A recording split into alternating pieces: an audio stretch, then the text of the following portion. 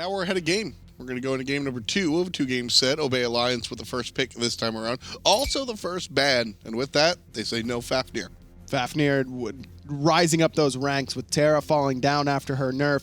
Fafnir, one of the de facto best Guardians, has been for a long time, no doubt about that. And with the way EmilZy played in the last game, I mean, he was huge. He was level 18. He was hitting people. The carries, they weren't even the same level as him. And a lot of that, again, due to the lead that Obey had. But EmilZy, without a doubt, one of the best supports in the league right now. You don't want to give that up that top-tier support. RTO, still considered very strong, but I think the jury is out on just how strong she is. Still, we've seen a couple of people play her, and a couple of people die while playing her, but still, Valance Squadron in the hands of Obey don't want to see RTO played. Ratatasker ban by Valance Squadron. I guess CaptainTwig did it. I like it. I like this Ratatasker ban, and this is the typical, because Obey is one of those teams that'll say, okay, if you're going to give us the same sort of comp, we'll just do it until you learn how to beat it. Sure. So Valance Squadron at least saying, let's try something a little bit different and see if we can handle that strategy better. Well, Erlang, Shen, and the Sobek going to be selected by VAC, so taking the Sobek out of the hands of Xaliea as well. But now CaptainTwig gets his Serqet. And this is why I think I speak very highly of CaptainTwig in that jungle role, and this is partially why it's Chulainn selected as well. Oh boy. We just saw last game CaptainTwig play full tank, Ratatasker. On Chulainn is a hybrid item that leans aggressively, but everything else is tank item, right? Yes. Now he's going to play Serqet and look to be the opposite hard carry in the jungle. And this is what Obey has done. You lock at Erlang Shen, they immediately take Serqet every single time. And Chulainn for Xaliea, I mean, this is the god that he's looked the most dominant on so far during his return into the SPL. This is a great first 3 picks for Obey. But at the same time, I like what Valance Squadron has done. I love this. Pick two gods that can easily set knockups, and then Awilix, which is already good against that Serqet. It's decent against the Muzen Cobb, can chase him down, though it does have to worry about that cripple from Stinger shutting down Featherstep. This is a good idea from Valance Squadron, but Obey have 3 of their best gods right now. So my question is, how well can they answer it? Really important ban from Obey on her. Last time we saw on her selected by Valance Squadron, Funballer the Hunter. I mean, he destroyed. This is, and we talk about Valance Squadron being one of these squads that are mentally, they play the mental game really well. If you give this team characters that they're comfortable on, they are going to, honestly, Obey is scared of losing this game with that on her. So the ban out, despite the meta, this is about the high-level players, don't want to deal with it. Raijin and Terra. Love it. Post-nerf. Love it. This is, if I was going to count on some support to bring it out and make it look good, EmilZy's going to be the guy. I mean, I will say it until I'm proven wrong. As long as Terra can press 4 and give her whole team across the map, movement speed, a big heal, cooldown reduction, they don't have to use mana to cast their abilities, she's going to be competitively viable. I agree. I fully believe that, and this will work out probably pretty well for Terra. And then Hebo, selected by Valance Squad. Last time we saw him overplayed in the short lane by Icreed. Today we're going to see him played by Funballer. That Neith is probably going to go in the mid lane in the hands of Lawbster. We've seen this going back to when they were a different team with Cubo Fred and Trix Tank. This team split up. You got Funballer and you've got Lawbster still staying strong. And this squad used to go with the Neith mid, the Hebo in the Hunter position, going back years and years and years. It's a really intense strategy. Neith able to lock players down and then just, that's the ultimate. The what now? It's the Hebo ult. Still on that, the old man Hebo from way back in the day. That's the classic one. That is the classic one. The Tully Herald. Yeah, the Tully Herald, exactly. I love this Neith combination up against Muzen Cobb in particular, though, because this is just Neith alt food in the duo lane. Expect Lawbster to be firing that World Weaver at Ataraxia consistently during this game. And I also love this Terra pick because what is Valance Squad's entire composition built around?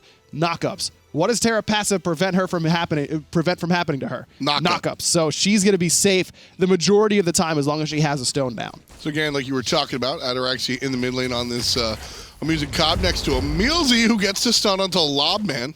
And he likely doesn't have that flip, so going to walk away here. You were talking about Terra. If you guys didn't watch patch notes, well, you're missing out. Man has a lot of fun up there with a couple of devs. But basically, Terra no longer, when she dashes through her monolith, it's not a root. It's a giant slow, 30%, right when she activates that monolith. So it's gone from a root to a slow. There's now counterplay around it, decent amount. But like you said, the ultimate, still the ultimate. And I think that's a really, really big deal. Also a big deal, CaptainTwig single-handedly invading the enemy speed buff. But he's going to be met by Faeles and Ducky, potentially, but good pathing from him actually gets him out of danger, especially because he doesn't have that ambush. Xaliea, right before that transformation, this is perfect timing from Obey. They allow Xaliea to get that transformation, get enough rage, and this should be a blue buff that will go Obey's way, because you really cannot afford to fight against a Chulainn who has just entered into that rage form. Absolutely one of the most devastating parts of his kit is that early game transformation. Such a large shield right away. I believe it's a big shield. And then you have all those new abilities that all do a ton of damage. CC as well. You've got that pulsing damage that really does a lot in the early stages. That's a good choice by Valance Squadron, even with the Awilix Erlang Shen, which is really potent in the early game, to let the blue buff go. I think this is a really smart decision, and I'm very curious to see if Obey stick to this, and I think they will. The straight-up lane swap. Now, Habwa with a Neith ult, attacking an EmilZy Cobb, forget about it, dude. Every time your beads are down, you're getting stunned, you're getting knocked up, and you're getting just Hebo ulted into tomorrow. So how do you fix that? You put PrettyPriMe in the long lane, and you're able to dash away, at least with the mesmerized dash. PrettyPriMe probably has a better matchup against Habwa than the EmilZy Cobb, and you're going to make that swap. I like that choice. Could be the case, though. I wouldn't be too surprised to see PrettyPriMe transition back to mid lane upon his first back. If Prime and Ataraxia back at the same time, don't be too surprised if you see them go to their respective normal lanes, but they could end up keeping Ataraxia in that mid role. Problem is that the 3v3 gets a little bit more unsafe for Obey that way. EmilZy won't be able to protect the Muzen Cobb from a Sobek pluck nearly as well as PrettyPriMe could protect himself. Neith and EmilZy Cobb will cancel each other out as far as their both of them have exceptional clear, so sort of canceling that one out over there. Level 5 so far for PrettyPriMe, still over there on the left side. They're backing in tandem, so I think I'll take your call. Seeing both the long laner and the mid laner back at the same time, probably on the money there. But this Habwa here gonna be a problem, I think. Funball, like we said, sometimes when you try these strategies, the individual skill kind of stands out. I don't think CaptainTwig wants to go too hard in this, but he's got help from the Neith on the other side of things, so Xaliea in trouble, dashes away, and that's going to be all right. All good. All good. And that's good timing from both sides, because speed buff just respawning on Obey Alliance means that could have been an invade potential for Faeles, but with CaptainTwig getting out by just a little bit, more importantly, Xaliea forcing Faeles low as well, really shut down that invade potential. Cobra's Kiss gonna miss on Ducky. Here's an observation that I want to bring up about this duo lane here. Because PrettyPriMe was able to stick into it by himself, he's level 6 now, and he's got sort of a leg up against the enemy Neith. But the same thing can be said across the way about the Habwa and friends, but it's PrettyPriMe that's using his lead first. Everybody looking at Lawbster. EmilZy gets the last hit off of the big damage. Coming out from the big drums, PrettyPriMe and his support put first blood on the board for Obey Alliance. Love the aggressiveness from PrettyPriMe there, using that level lead, as you mentioned, and just trusting that his team is going to follow up. That's a really risky dash, but Obey understands just how much damage Prime is doing right now. That Taiko Drum's ultimate, usually used for control, does insane damage if you forego that control and only hit that left click, the one, whatever you want to use. It's going to be doing a lot more damage, and that's exactly what PrettyPrime's looking for. Again, really bullying out the Neith's biggest weakness, and that backflip is the most telegraphed escape in the game. It is slow. Neith lands in the same spot every time. Lawbster can beads and backflip away, but Prime was waiting for him as soon as he hit the ground. I know you watch Prime stream a lot. I can only imagine how that sounded in comms. Just like, I'm going to jump on them, and we're going to get first blood, boys. You ready? It might have been more of like a noise. Prime just makes noises sometimes. He might just have made the Raijin noise, like the one of those. Oh, yeah? Yeah, one of those. Which one? The I like it. Yeah. EmilZy absorbing the shot for Ataraxia. Good old support style. Obey are able to get the oracles and pop the sprint run away. Ataraxia turns around just in case he's looking to get Moonlit Charge. Dash forward, fails behind enemy lines. Just taken down by Ataraxia. Prime now in some trouble, but still going aggressive. Funball so low on mana that he can't continue this fight. And Ataraxia and CaptainTwig going in last breath. That's going to pop and spread to BigManTingz, but Twig's not worried about that. He already found Lawbster. Great play by CaptainTwig. Great awareness, by CaptainTwig there as he goes for the ultimate.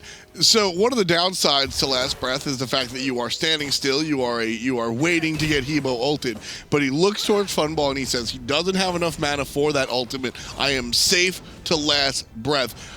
If Funball has more mana, I don't think CaptainTwig puts himself in that dangerous of a position. I really think that it was the awareness of CaptainTwig noticing the mana bar. Also, Ataraxia just, I'm a helpless little bee. Chase me, Faeles around the red buff, and then all of a sudden, CaptainTwig's right there and just turns around and hits him with the stinger, and Faeles is just sitting there unable to do anything because he can't use the Feather Step. Faeles probably would have still died because of how deep he was in the enemy jungle, but would have at least been able to put big damage on a CaptainTwig, therefore preventing the eventual ultimate in the mid lane.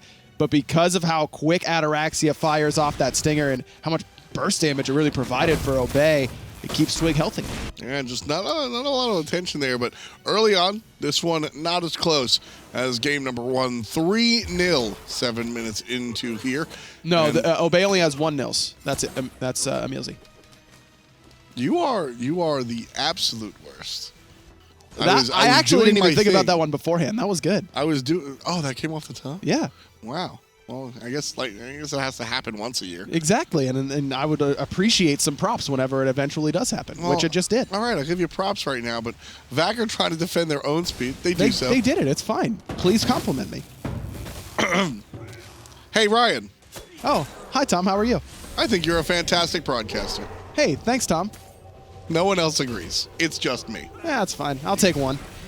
Right side Ataraxia, left side Ataraxia is dealing with Funball, while everybody else dealing with the blue buff. The beads, Funball, knock up, not gonna reach, but the water hands, basic will be enough. The water hands, that ultimate was used to catch up, not for the attack, it was used to catch up. You gain a lot of ground, you are faster as if you were walking. But Funball should know that when you knock up someone who's going away, you actually increase how far they go away based on their movement speed. It was for the damage. Ataraxia, he could have just ulted him and killed him without knocking him up. Either way, Xaliea is trying to take the 2v1 underneath the tower. Funball ended up getting the kill, so not a big deal. But now it's a big deal as he's under some pressure from that Tycho Drum's ultimate, but BigManTingz right there with that lurking in the waters. So much damage out of Funball, even this early. Just the mana boots online, and he's able to dish out a lot of damage. It's what makes Hebo so scary, Habwa so scary, Like, he's, yeah, I mean, sure, you could murder him relatively easily, but if, God forbid you let him a free cast during the middle of a team fight, which somebody's always supposed to target the Habwa, right? But we've all been there where, well, I've got eyes on the hunter. Okay, no problem. 2 water cannons? And everybody's 40%. You could have taken that entire sentence and said the exact same thing about AMC for Ataraxia. That's this entire lane, is don't lose track and don't let either one free farm. And that's why this Neith selection for Valance is so good, because you don't need any extra attention to that dual lane via rotation. You could just fire that off from the mid lane and not worry about losing farm in your own lane. So that I really like that selection for Valance Squadron here. That being said, if Funball doesn't stay careful, CaptainTwig will be there, and they will try and kill Funball. I mean, that happened in game number 1 where CaptainTwig comes over around 13 to 14 minutes, gets a kill that opens up the Gold Fury, that opened up the game for Obey Alliance. You could say that same sentence about Habwa. I mean, you take Ataraxia, all of a sudden, if he's not too careful, Faeles going to come over, going to put him down, it's going to break open the whole game like we saw in game number 1. But we didn't see that in game number 1. Obey broke open the game in game 1. Right, but if you switched it. Well, if like you just flip it and reverse it, then you've got back. No, okay, sure. See, I did it first, and then you can't just go for it again. Remember when I said you were a good broadcaster? Yeah. I lied. Let's get back into the game real quick. This one's pretty interesting. 3-1, Obey, still in the lead. Up about 2,500 gold, and the real difference though is the experience. Look at the right side of the map. Xaliea, he's up 2 levels. CaptainTwig's up 2 levels. Even in the mid lane, PrettyPriMe still has a level. EmilZy has one as well. So the gold lead, not not good for Valance Squadron, but not horrible for them either. Much more concerned about how far ahead in XP Obey is. I've been focusing on the Habwa, not just because I like this character, but because he is the hope for Valance Squadron. Sure, he's an explosive character, but more importantly, he's the one guy on this team that's staying competitive with respects to his level gain and how he's able to farm up. It's really up to Funball as we approach this mid-game to keep enemies off of the objective and find those strong ultimates, really make a big impact here. EmilZy coming to the Gold Fury because Valance Squadron has pulled it down to about half HP, but they have to really rely on Lawbster and Funball to secure this Gold Fury. Neith actually really good at securing golds because you could backflip right on top of the Gold Fury, set up the weave, and blow it up with your Spirit Arrow. That is excellent burst damage that can secure a Gold Fury at this stage in the game. Of course, the Crushing Wave is going to do a lot as well, but that's that could potentially put Funball out of position, either setting up to get in position to ult back towards his team or ulting through it. Yeah. So Obey decide that they can contest against either of those secures for Valance. CaptainTwig grouping up with Prime for these right side Harpies. You know, I called them mana boots specifically when I referred to the cooldown reduction boots on the Habwa. Hebo doesn't need any CDR. He's not buying this for more frequent water cannons already on a 3-second-ish cooldown. It's buying it for the mana. Early game, we saw it earlier on where CaptainTwig was able to get a kill because he knew he was safe and sound. There was no threat of Hebo killing him because he had no mana. Early game, Habwa could run into that issue, so got to be careful there. Looking at an invade here. All right, Obey heading into Valance Squad's jungle. And it looks like it's going to be met with a little bit of resistance. And Valance Squadron able to defend. Look familiar? That's exactly what Obey was doing all of game one. Just showing up. Hey, you doing this buff? Mind if we take it? Yeah, you want it? Okay. That's fine. Sure. We'll back it up, and eventually Obey is going to find Valance either flat-footed or not there at the buff the right time, and they'll be able to take it. And more importantly, what is Obey losing for that invade? Nothing. They were setting up for oracles on the left-hand side. There's no buffs up on the left-hand side. Great timing. They even zone. It's like, you know, it's zoning and then taking it a step further and going for the invade, right? So kind of nice keeping the enemy off of the oracles there. Giving them free vision to the Gold Fury, which, like I said, right now pretty important because between Funball and Faeles, one of the underloved portions of the Awilix ultimate is the attack speed and the power she gets. That is absolutely a good choice to destroy objectives. Funball uses beads to get rid of the slow. I think he forgot about the change there because his carpet gets rid of the slow as well. So that's exactly what I was about to say. Still some muscle memory there for Funball. Yeah. Oh, no. Here comes the Terra. Let me beads. And then he drops down the carpet and goes, "Oi, mate." That's exactly what he says, by the way. I'm not going to give you anything for that. You're probably right. Lawbster lining up the shot. Right side is a target. Ataraxia gets flipped. Here's going to be help from BigManTingz. Trying to control him. It's just a Sobek. Faeles and Funball behind the tier 1 tower. A little bit of an odd timing situation there. Aegis by the big Hebo. There's CaptainTwig. CaptainTwig going forward aggressively. BigManTingz is ult not enough to keep the jungler off of his carries. And Faeles goes down. Funball could be next. Dishes out some damage of his own. And safely finds himself under tower. Nice knock up onto EmilZy. And that be that. But another kill in Obey's. Great stun by EmilZy. Obey knew that they only needed to detonate those catalysts from CaptainTwig in order to find the kill onto Faeles. And EmilZy, without a lot of setup, just hits that wall stun. And not the easiest support ability to hit. That requires some good timing. And EmilZy on point. CaptainTwig here. Trying to zone out. Lawbster showing up. Funball a little bit preoccupied. He's not going to, well, actually he is going to be able to get here with Lawbster here and Funball here, actually. Lawbster goes down to EmilZy and Funball trying to take a look at the objective. Now PrettyPriMe available, knocked up by BigManTingz. Funball chased out. That should be Gold Fury, but here's everybody else. Obey are still able to confirm it, despite Faeles and BigManTingz showing their face. So an easy Gold Fury goes the way of Obey Alliance. 5K, 5-1. Just shy of 15. BigManTingz actually saving Funball's life there because if PrettyPriMe can get all of that percussive storm off, might be able to find the kill onto Funball, especially if he goes aggressive with the dash afterwards. But a quick reaction by BigManTingz, who's actually pretty squishy because he went for Stone of Binding in that second item slot instead of the usual Jade Emperor's Crown that EmilZy picked up in that second item slot. said this is an item that gives him a little bit of magical power, a little bit of physical protection as well. But the passive is the most important thing, especially for Sobek, and that's whenever he CCs anyone, he and the rest of his team around him get a penetration buff for a short period of time. It's just about like 10 or 20 or so, right? It's not big, but at this stage, it's very large because there's so little protection as a whole. Well, you'd think that until you look at Xaliea and CaptainTwig both having Mystical Mail to start it off. Really liking this item, and Mystical Mail was really strong for a while, then kind of fell out of favor because everyone started building Mark of the Vanguard to counter it, and taking a little bit of damage off of all of those small ticks of Mystical Mail, but with no one really building Mark of the Vanguard anymore, can be very effective. Obey going to start up another objective. This time it's the portal guy.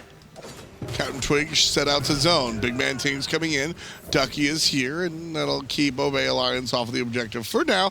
But that's a Sobek ultimate. Can't do that every single time, so BigManTingz has to be a little bit careful about that one. So Mystical Mail in the jungle for CaptainTwig feels like a big DPS loss, but Serqet wants to be in the middle of everything all the time and spends a lot of time right next to you. So maybe instead of hitting her Deathbane for 400, it's now only going to hit for 280, but during the time that CaptainTwig hits you with Cobra's Kiss and Deathbane, you just took 120 damage from Mystical Mail. So it's the same amount of damage overall. It's really not that much of a loss in terms of overall damage because no one has enough protection for him to need penetration so far. That's the big deal. And we've seen Serqet show up here and there, spiced up, speckled in the support position. And the reason that enables her to play support is the same reason that enables CaptainTwig to go a couple of defensive items. Serqet deals percent-based damage with her passive and true damage with her ultimate. Doesn't matter if you have 1,000 power or 10 power, the ultimate's doing the same amount, and you're still chunking people for 10, 20% if you make use of those poison passive correctly. Meanwhile, left side, CaptainTwig is going to be the subject of not just the conversation, but the onslaught. Faeles jumps on top of the Serqet, but now the Serqet jumps on top of Faeles, quickly turns away. PrettyPriMe still looking for the shots. Raijin off the mark, but the dash right there. Couple of basics will do it, but the Feather Stem saves the life of the jungler, and off to the races she goes way up north. Everybody else to the left-hand side still dealing with nonsense. Funball with a strong knockup. Faeles get it back to base. Should be a wash. Nobody dead for nobody dead. The Gold Fury already down. Valance Squad, that's a fight they can afford to come up empty-handed in. Very close there for Valance. Almost lost multiple members. Faeles, of course, very low, but even Lawbster and Funball had to expend a couple relics. Funball had to use both of his Aegis and beads. Aegis used by Lawbster as well. So even though Obey don't end up getting a kill for it, they force just about everyone from Valance back and get the most important relics, the defensive ones from the big damage carries. Even Faeles had to use the beats. Now we have full penetration online coming out from Funball. This is where him and his team need to start being aggressive. Like I said, this Habwa is going to be the light in the darkness for this Valance Squad team, not just because of the type of character he is, but because he is the one that's ahead. Him and Ducky have to start setting things up. Right now, Ducky's the one getting set up. And there's the ultimate from both Xaliea and CaptainTwig. Thorns come out, but heal does because CaptainTwig ulted him a little bit too early. Meanwhile, on the left-hand side, Ataraxia finds one, but Funball right back on him with the ultimate. That's the type of response kill Valance Squad need if they want to continue this game in their favor. Right now, sitting down about 6,000 gold. Not the greatest look, but again, with this team, certainly doable. Obey Alliance. Their next move should be for the Gold Fury that's coming up in about 25 seconds or so. Valance Squad need to be present. They need to be available. And honestly, Ryan, I think they need this team fight. They very well could, but the Gold Fury would certainly be a big boost for them if they could either take it themselves, steal it away, whatever it may be. Valance has an opportunity. If they can win the next team fight and keep the fatalities on their side to a minimum, that'll really hurt Ataraxia, who picked up this Hide of the Urchin pretty early on this AMC. Pretty much scared of that damage coming out of Funball in my mind. Has one stack on it, so his 1-for-1 trade, not a bad one for Obey Alliance. But now if Ataraxia can't get any stacks on that very quickly, and Valance Squad start to build some damage off of a next team fight, then the defense that CaptainTwig, that Xaliea, that Ataraxia have built isn't going to be quite as impactful, and Valance could have that potential to make a comeback. Even still, certainly something for Obey to start thinking about. They need to fight often and get those stacks online. Otherwise, kind of the dead item. sitting in their inventory. Valance Squad, on the other hand, should they play this, or should they look to, because as I said, I mean, Habwa, Ducky, doing it as far as the levels are concerned. Everybody else kind of down a little bit. So this puts me at a crossroads. It's this 20-minute point where I want to see Valance Squad start to get aggressive and leverage their Hebo, but at the same time, they can easily just get smoked by literally everybody else on the side of Obey Alliance. So kind of feels like a damned if you do, damned if you don't moment. For me, if I'm on Valance Squadron, I think I'm looking to play around Lawbster's ultimate, try and isolate Ataraxia or PrettyPriMe and catch them out of position potentially, and then take the team fight or counter engage. In a full-on 5v5 off a Sobek pluck, Valance is probably going to get washed because of how far ahead Obey is in mid, especially with PrettyPriMe having that Doom Orb fully stacked. He's got that Magi's Blessing as well to shut down a lot of what Valance comp is about, that knock-up into Awilix ult combination. Plus, it gives him enough time to get that Thunder Crash off a lot of the times where he's pretty vulnerable now.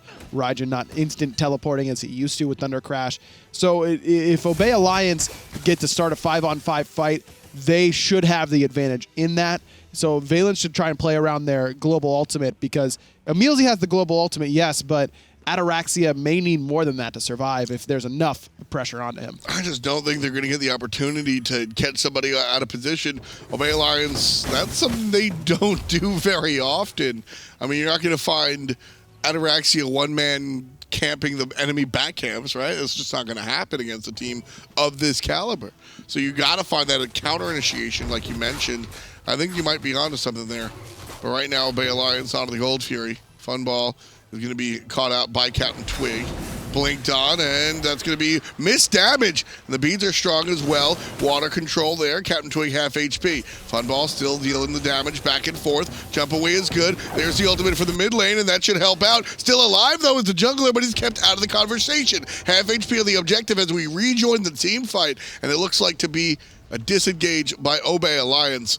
Well done to keep CaptainTwig out of the conversation. Twig just can't quite handle the damage that Funball's putting out already. I mean, as you mentioned, penetration's there, and while CaptainTwig has plenty of physical defense with that Mystical Mail, on Chulainn is the only magical protection that he has, and that item is a little bit more physical power-oriented these days than it used to be. So good job by Valance keeping all the help that CaptainTwig wanted away by stepping up, engaging onto Obey, and allowing Funball to take that 1v1 where he had the advantage. And the type of passive that Chulainn has, it has that AoE silence. Habwa is a character that's going to shotgun you anyway. Low cooldowns on that water cannon. BigManTingz, a little bit over the back, going to be a little bit too slow if Obey stick to it, and they do. BigManTingz shows up way too late, and he's just here as a glorified prize. The help from Funball also too late. Valance Squad, just too slow. Funball going to fall here as well. That's perfect. Absolutely perfect from EmilZy. Funball uses the ultimate. It may be able to escape here with that water carpet, so a small win for Valance. Wow. But either way, Obey with the gold. That's what I thought. That's what I thought. It's a combat call. CaptainTwig just taking care of him. Oh, that one's got to hurt, buddy. Lawbster, he's getting aggressed on here. Beautiful knockup by Xaliea. And that's it's putting salt in the wound. All of a sudden, 3 dead for Valance Squadron. They lost the Gold Fury. This is what good teams will do. They just test you. Very similar to how Obey is stepping up and checking to see if Valance is ready to take their buff, and when they are, they back up. Obey tests to see if Valance is ready to defend the Gold Fury, and they aren't, so they take it. So we said earlier that this was a test for Valance Squad. We said, you know, we've seen Valance Squad beat some of the best teams, and then we've seen them lose to teams that they probably shouldn't. Here, Obey Alliance taking them, game number 1. They're off to a 10,000 gold lead here at 23 minutes and just barreling forward even more so. Is this, let's assume Valance Squad lose game number 2 as well. Do they fail the test? Are they truly a bottom-end team? No, I don't think they're a bottom-end team, but I do think that they still have their consistency issues. And it's a lot to ask for a team to play as well, you know, at that insane top level every single set. Not even every single week, but every single set of every week, week in and week out. But that's what the top teams do. They don't have their bad games. Obey has not had a bad set yet. They have had sets where they don't look as good, but none of them have been lackluster from them yet. Valance Squadron definitely has the potential to be a top 3 team in Europe, no doubt in my mind. I do think that they're that talented. It's just a matter of that consistency and being able to take a different set of strategies that each different type of team is going to throw at them. Right now, they don't even look comfortable in their own jungle. Obey Alliance able to do whatever it is that they want here on this Conquest map. They're up 11,000 gold. Yeah. It's only 24 minutes in. They get to, yeah, this is theirs now. The Obey is in the driver's seat. If Valance come back, it'll be because Obey left the door open for them. We were talking the other day about Tony Hawk in that graffiti game mode, right? Yeah, it was fun. So I feel like, you know, the Conquest game, it's 50-50, you know? The body blocks, again, from EmilZy, but a good pull by Faeles underneath that tower. BigManTingz has to go into the ultimate. Plenty of damage onto him, but is able to dash away before those Tycho jumps come out. The numbers are just so big on the side of Obey. I mean, what is Valance Squad supposed to do here? It's next to impossible to defend, and when you've got the Serqet chasing you down like that, well, Funball might be able to do something, like I said. He's that hope light in the darkness, but even still not able to take care of Twiggy. PrettyPriMe looking for Lawbster, chases the Aegis out, and Funball dies for it. Number 11 here.